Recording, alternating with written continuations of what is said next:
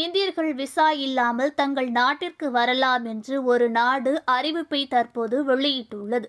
உலக புகழ்பெற்ற ஏராளமான கடற்கரைகளை கொண்ட பிலிப்பைன்ஸ் நாடு இந்தியர்கள் அதிகம் பேர் சுற்றுலா வர வேண்டும் என்ற நோக்கில் 2 வகையான விசா இல்லா கொள்கையை அறிமுகப்படுத்தியுள்ளது.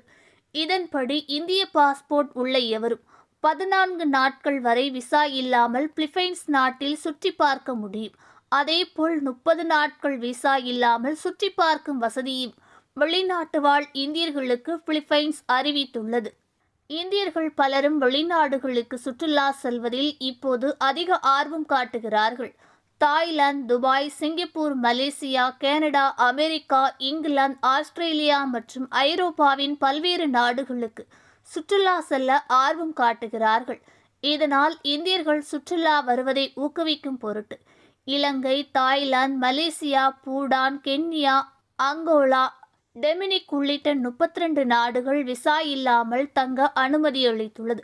அந்த வரிசையில் தற்போது பிலிப்பைன்ஸ் நாடும் இந்திய சுற்றுலா பயணிகளை ஊக்குவிக்கும் முயற்சியாக விசா இல்லாமல் தங்க அனுமதிக்கும் முடிவை தற்போது எடுத்துள்ளது.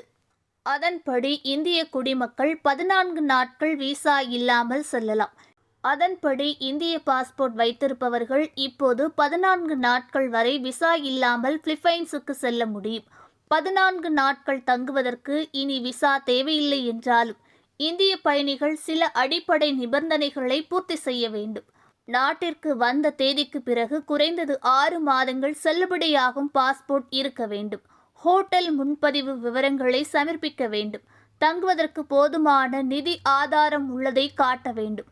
ரிட்டன் டிக்கெட் எடுத்த விவரத்தையும் காட்ட வேண்டும். அதேபோன்று வெளிநாட்டு வாழ் இந்தியர்கள் 30 நாட்கள் விசா இல்லாமல் பிலிப்பைன்ஸில் தங்க முடியும்.